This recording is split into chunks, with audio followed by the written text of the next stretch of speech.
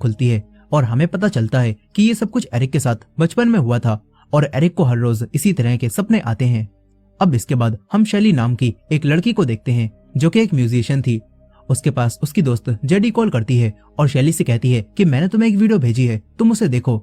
यहाँ शैली अपने फोन में उस वीडियो को देखती है और फिर वीडियो के किसी एक पार्ट को देखकर एली काफी डर जाती है और जेडी को कॉल करती है।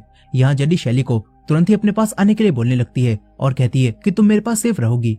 यहाँ जेडी शैली से बात कर ही रही थी कि तभी विंसेंट नाम के एक आदमी के कुछ लोग यहाँ पर आते हैं और जेडी को पकड़ लेते हैं और हमें पता चलता है कि उस वीडियो में कुछ तो ऐसा जरूर है जो कि विंसेंट बाहर नहीं आने देना चाहता। यहाँ अब विंसेंट की पार्टनर मारियान और उसके कुछ लोग जेडी को पकड़ लेते हैं।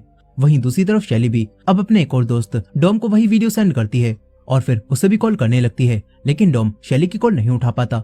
इसके बाद शैली अपने फोन को घर में ही छुपाकर जल्दबाजी में जेडी के पास जाने लगती है। यहाँ पर अब विंसेंट का एक आदमी भी शैली का पीछा करने लगता है, लेकिन तभी शैली एक पुलिस ऑफिसर से टकरा जाती है और शैली के बैग में रखे हुए ड्रग्स पुलिस को मिल जाते हैं, जो देखकर पुलिस शैली को अरेस्ट कर लेती है। वहीं दूसरी तरफ हम एरिक को भी देखते हैं जो कि ड्रग्स के चक्कर में ही रिहेबिलिटेशन जेल में था। यहाँ पर काफी सारे लड़के एरिक को परेशान करते हैं, लेकिन एरिक इन सभी से कुछ भी नहीं बोल पाता और वो अभी भी अपनी पुरानी बुरी यादों से जूझ रहा था। अब इसके बाद एक दिन एरिक शैली को भी इसी जेल में आता हुआ देखता है।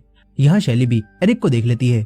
फिर इसके बाद हम विंसेंट को देखते हैं जो कि अब जेडी से शैली का पता पूछता है, लेकिन जेडी को शैली के बारे में कुछ भी पता नहीं था और इसीलिए वो विंसेंट को कुछ भी नहीं बता पाती।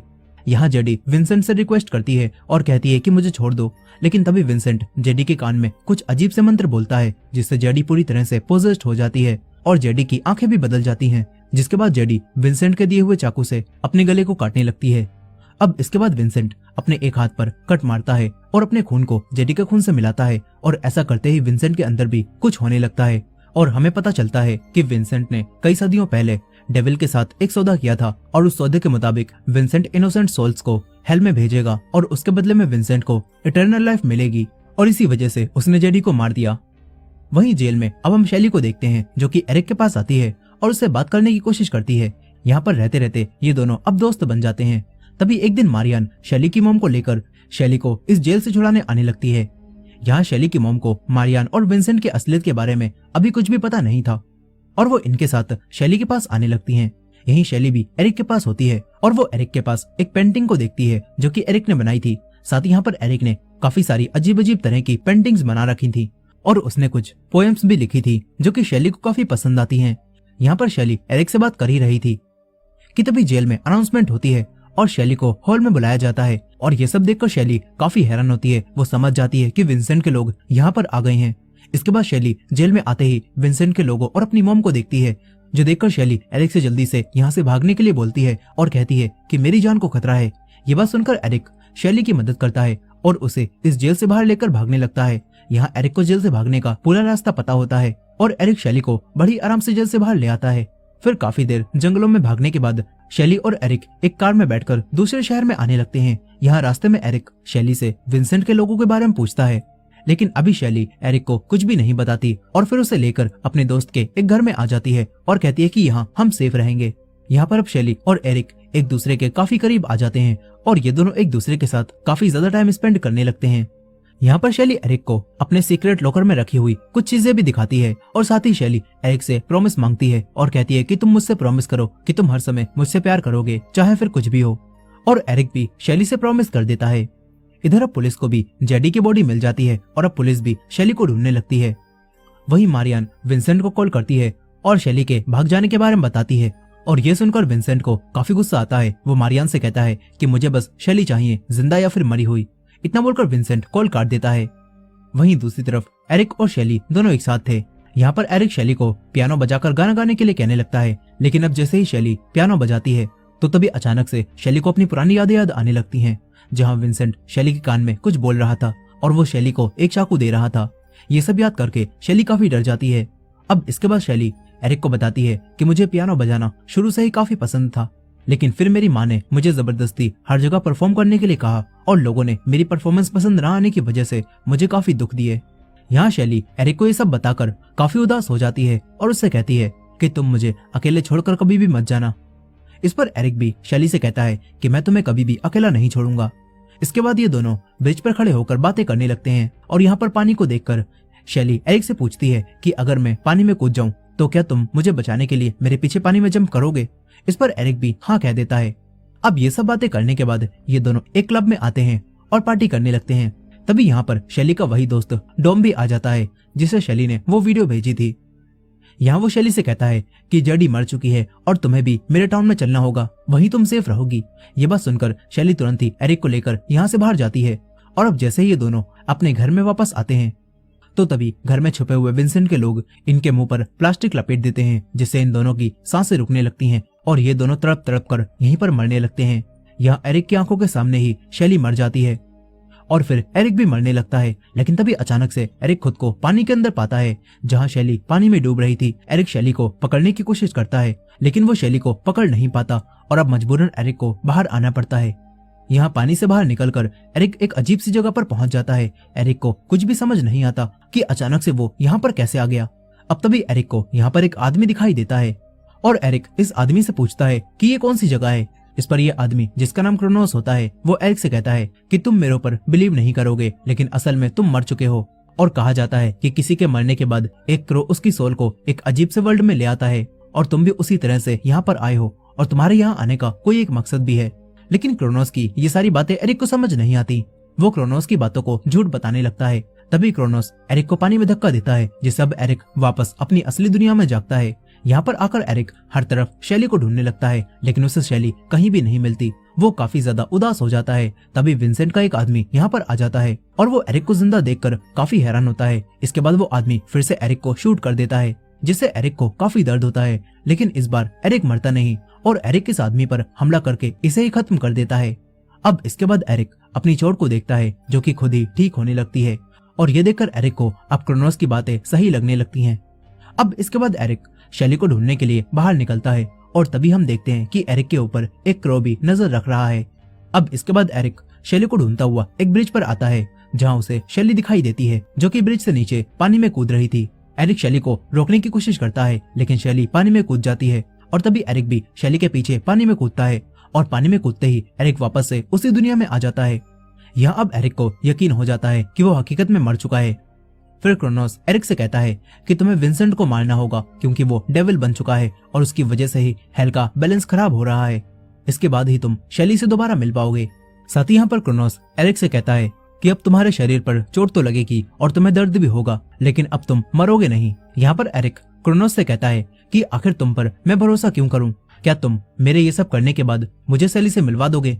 इस पर क्रोनोस एरिक से कहता है कि तुम्हारे पास ये काम करने के अलावा कोई और ऑप्शन भी नहीं है। इतना बोलकर क्रोनोस एरिक को फिर से पानी में फेंक देता है और अब एरिक अपनी असली दुनिया में आने के बाद अपने एक दोस्त के पास आता है और विंसेंट को खत्म करने के लिए उससे गन और बुलेट्स ले लेता है। इसके बाद एरिक शैली की मॉम के पास भी आता है और उनसे कहता है कि मुझे तुमसे शैली के बारे में कुछ बात करनी है। यहाँ पर एरिक शैली की मॉम से पूछता है कि आप जिन लोगों के साथ जेल में आई थी वो लोग कौन है क्योंकि उन्होंने ही शैली को मारा है। साथ ही यहाँ पर एरिक शैली की मॉम से कहता है कि मैं शैली से बहुत प्यार करता था और अब मैं उन सभी लोगों को मार दूंगा और शैली को भी वापस लेकर आऊंगा। इस पर शैली की मॉम एरिक से कहती हैं कि शैली अब मर चुकी है और वो कभी भी वापस नहीं आएगी। इतना बोलकर शैली की मॉम यहाँ रोने लगती हैं। यहाँ पर एरिक शैली की मॉम से अब ज्यादा कुछ नहीं पूछता और फिर शैली की कुछ पुरानी चीजों को देखने लगता है। तभी एरिक को शैली के सामान में उसका आईडी कार्ड मिलता है जिसे देखकर एरिक को विंसेंट की कंपनी का नाम पता चल जाता है। जो जानकर अब एरिक विंसेंट की कंपनी के पास आता है और विंसेंट के ड्राइवर पर गन पॉइंट करके उससे विंसेंट के सभी आदमियों का नाम पूछता है। लेकिन ये ड्राइवर एरिक को कुछ भी बताए बिना ही खुद ही को गोली मार लेता है जो देखकर एरिक काफी हैरान होता है। अब तभी एरिक को मारियान दिखाई देती है जो कि कार में बैठकर कहीं पर जा रही थी। ये देखकर एरिक मारियान की कार पर गोली चलाने लगता है लेकिन तभी मारियान का ड्राइवर एरिक का एक्सीडेंट करने की कोशिश करता है जिससे अब एरिक कार के अंदर ही आ जाता है और इन सभी लोगों से फाइट करने लगता है। वो मारियान को भी पकड़ने लगता है लेकिन अब तभी मारियान का एक आदमी एरिक को कार से बाहर फेंक देता है और पीछे से आता हुआ एक ट्रक भी एरिक को कुचल देता है जिससे एरिक के पैर की हड्डी टूट जाती है और वो मारियान को भी नहीं पकड़ पाता। इस तरफ विंसेंट भी शैली की मॉम के पास आता है क्योंकि शैली की मॉम विंसेंट को जानती थी। यहाँ आकर विंसेंट शैली की मौत का झूठा अफसोस दिखाने लगता है। फिर शैली की मॉम विंसेंट को बताती है कि एक लड़का तुम्हें मारना चाहता है, उसे ऐसा लगता है कि वो तुम्हें मारकर शैली को वापस ला सकता है। ये बात जानकर विंसेंट काफी हैरान होता है और वो शैली की मॉम से एरिक का पता पूछता है लेकिन शैली की मॉम विंसेंट को कुछ भी नहीं बताती। और शैली की मॉम अब इस बारे में और किसी को भी ना बता पाए। इसी वजह से विंसेंट शैली की मॉम के कान में भी कुछ बोलता है और उन्हें वश में कर लेता है। और फिर जब वो अपनी कार की तरफ आ रहा था तो तभी शैली की मॉम बिल्डिंग से कूदकर सुसाइड कर लेती हैं। यहाँ विंसेंट के साथ आई हुई एक लेडी भी ये सब देखती है और काफी डर जाती है। वहीं दूसरी तरफ अब एरिक उसी लड़के डॉम को ढूंढ लेता है और डॉम से पूछता है कि तुमने क्लब में शैली से क्या कहा था और कौन है जो शैली को मारना चाहता था। इस पर अब डॉम एरिक को बताता है कि शैली को विंसेंट मारना चाहता था और वो एक बुरी आत्मा का साया है जो कि अपनी वॉइस से लोगों को वश में कर लेता है। इसके बाद वो लोग विंसेंट के कहने पर कुछ भी कर देते हैं। साथ ही अब डॉम एरिक को शैली की उसी वीडियो के बारे में भी बता देता है जिस वजह से विंसेंट शैली को मारने के लिए उसके पीछे पड़ा था। और ये सब सुनकर एरिक डॉम को छोड़ देता है और वापस उसी घर में आता है जहाँ वो शैली के साथ रुका था। यहाँ आते ही एरिक को शैली की याद आने लगती है। तभी एरिक को शैली का वही सीक्रेट लॉकर याद आता है और अब एरिक को उसी सीक्रेट लॉकर में से शैली का फोन मिलता है जिसके अंदर शैली की वही वीडियो थी जिस वजह से विंसेंट शैली को मारना चाहता था। यहाँ पर एरिक वीडियो को देखता है और उसे पता चलता है कि विंसेंट ने शैली को एक बार अपने वश में किया था और फिर उसने शैली को एक चाकू देकर एक लड़की का मर्डर करवा दिया था। और इस वीडियो में विंसेंट की सच्चाई थी। इसी वजह से विंसेंट इस वीडियो को बाहर नहीं आने देना चाहता था और इसी वजह से उसने शैली और जेडी को मरवा दिया। अब ये सब जानने के बाद एरिक अपने दोस्त के घर में आता है और उसे भी विंसेंट की सच्चाई के बारे में बता देता है। यहाँ ये दोनों बातें करने लगते हैं लेकिन तभी विंसेंट के लोग यहाँ पर आते हैं और एरिक को काफी बुरा पीटने लगते हैं। साथ ही ये लोग एरिक के दोस्त को भी गोली मार देते हैं और ये देखकर अब एरिक को काफी गुस्सा आता है। वो इन सभी पर हमला करने लगता है लेकिन तभी ये लोग उस पर फायर करने लगते हैं और उसे मार देते हैं। और अब एरिक दोबारा से मरने के बाद कॉर्नोस के पास आ जाता है। ये देखकर कॉर्नोस काफी गुस्सा होता है। वो एरिक से कहता है कि रहने दो, अब तुम ये नहीं कर पाओगे। लेकिन अब एरिक कॉर्नोस से एक और मौका मांगता है और इस पर कॉर्नोस एरिक से कहता है कि ये तुम्हारे पास आखिरी चांस होगा और इस बार अगर तुम विंसेंट को नहीं मार पाए तो तुम कभी भी शैली को नहीं बचा पाओगे। साथ ही यहाँ पर कॉर्नोस एरिक को पावरफुल बनाने के लिए उसके अंदर एक क्रोकिसोल भी डाल देता है और साथ ही क्रोनोस अपने और एरिक के हाथों पर कट लगाकर एक दूसरे के खून को भी मिलाता है और ऐसा करते ही एरिक के पास भी काली शक्तियां आ जाती हैं। एरिक का खून भी काला होने लगता है और अब एरिक एक बार फिर से असली दुनिया में आता है और यहाँ आते ही वो विंसेंट के सभी आदमियों को खत्म कर देता है। और अब एरिक इतना पावरफुल हो चुका था कि उसे गोली लगने के बाद भी कुछ भी नहीं होता। यहाँ एरिक जल्दी से सभी को खत्म करता है और तभी एरिक को एक आदमी के मैसेज से पता चलता है कि मारियन कुछ देर में सिनेमा हॉल में आने वाली है। और ये जानकर एरिक मारियन के पास जाने के बारे में सोचता है ताकि वो विंसेंट का पता लगा सके। इसके बाद एरिक अपनी आंखों पर कुछ ब्लैक पेंट लगाता है और तलवार को लेकर ओपेरा हाउस में आने लगता है। यही ओपेरा हाउस में विंसेंट और मारियन भी आते हैं और यहाँ पर ओपेरा हाउस में काफी ज्यादा सिक्योरिटी थी लेकिन इसके बाद भी एरिक बिना डरे इन लोगों पर हमला करता है और सभी गार्ड्स को मारने लगता है। यहाँ गार्ड्स भी एरिक को गन से शूट करते हैं लेकिन एरिक को अब गोलियां लगने से भी कुछ भी नहीं होता और वो एक के बाद एक गार्ड को बुरी तरह से मारने लगता है। यहाँ पर मारियन और उसके बॉयफ्रेंड को भी ये सब पता चल जाता है कि एरिक यहाँ पर आ चुका है और ये जानकर ये दोनों काफी घबरा जाते हैं। इस तरफ एरिक सभी गार्ड्स को मारते मारते आगे बढ़ता है और तभी कुछ गार्ड्स उसे घेर कर उस पर फायर करने लगते हैं। यहाँ पर एरिक मरने का ड्रामा करता है और जैसे ही गार्ड एरिक के पास आते हैं तो तभी एरिक एक बार फिर से सभी गार्ड्स को खत्म कर देता है। लेकिन अब लड़ते लड़ते एरिक की हालत भी काफी खराब हो जाती है। यही मारियान भी विंसेंट को कॉल करती है और उसे यहाँ पर आने के लिए बोलती है लेकिन विंसेंट मारियान की मदद करने से साफ मना कर देता है और यह सुनकर मारियान को काफी बुरा लगता है। यही एरिक भी अब मारियान के पास आता है और मारियान का बॉयफ्रेंड एरिक पर फायर करके उसे रोकने की कोशिश भी करता है लेकिन एरिक नहीं रुकता और ये देखकर मारियान का बॉयफ्रेंड खुद को ही गोली मारने लगता है लेकिन तभी एरिक उसका हाथ काट देता है और फिर उसकी गर्दन काटकर उसे दर्दनाक मौत देता है। फिर वो मारियान के पास आता है। तभी मारियान एरिक को बताती है कि विंसेंट यहाँ पर नहीं है। यहाँ पर मारियान एरिक से कहती है कि तुम बहुत छोटे हो और तुम विंसेंट को नहीं हरा सकते, अच्छा यही होगा कि तुम यहाँ से चले जाओ। लेकिन ये सुनकर एरिक को गुस्सा आ जाता है। वो मारियान को भी खत्म कर देता है और मारियान और उसके बॉयफ्रेंड का कटा हुआ सर ओपेरा शो देख रहे सभी लोगों के सामने फेंकता है, जो देखकर सभी लोग यहाँ से भाग जाते हैं। लेकिन यही एरिक को हेलुसिनेशंस भी होने लगते हैं, उसे शैली दिखाई देने लगती है। अब इसके बाद एरिक विंसेंट के घर में आता है जहाँ विंसेंट अपने रूम में बैठा हुआ था और अब एरिक विंसेंट की गर्दन पर तलवार रखकर उससे पूछता है कि तुम कौन हो और तुमने शैली को क्यों मरवाया। यहाँ विंसेंट अपने हाथ पर एक कट लगाता है और एरिक से कहता है कि मैं एक इंसान हूँ और तुम जो मुझे समझ रहे हो वो सब गलत है। यहाँ पर विंसेंट एरिक को अपनी बातों में लगाता है और उसे मिरर में अपना चेहरा देखने के लिए बोलता है और जैसे ही एरिक मिरर में अपना चेहरा देखता है तो तभी उसे उसके पीछे काफी सारे क्रो उड़ते हुए दिखाई देते हैं और तभी मौके का फायदा उठाकर विंसेंट एरिक के अपना चाकू मार देता है और उसके कान में भी वही मंत्र बोलकर एरिक को भी वश में कर लेता है। यहाँ वो एरिक के खून से अपना खून मिलाकर एरिक की पावर लेने लगता है और ऐसा करने से एरिक काफी ज्यादा कमजोर होने लगता है। तभी एरिक को अपनी पूरी लाइफ दिखाई देने लगती है और उसे अपनी लाइफ के हर जगह हारने वाले मोमेंट दिखते हैं। अब एरिक होश में आ जाता है और वो विंसेंट पर हमला करके उसके साथ बिल्डिंग से नीचे कूद जाता है और ऐसा करते ही ये दोनों दूसरी दुनिया में आ जाते हैं और विंसेंट को समझ नहीं आता कि वो कहां पर आ गया। तभी कॉर्नर्स विंसेंट से कहता है कि ये वो जगह है जहां तुम मरोगे। इतना सुनकर एरिक विंसेंट को बुरी तरह से पीटने लगता है और उसे पीट पीट कर ही खत्म कर देता है। और इसके बाद शैली भी खुद ही पानी से बाहर निकलकर एरिक के सामने आ जाती है, जिसे देखकर एरिक काफी खुश होता है। लेकिन तभी एरिक शैली को बताता है कि मैं मर चुका हूँ, इसीलिए तुम यहाँ पर मेरे साथ नहीं रह सकती, तुम्हें वापस जाना होगा।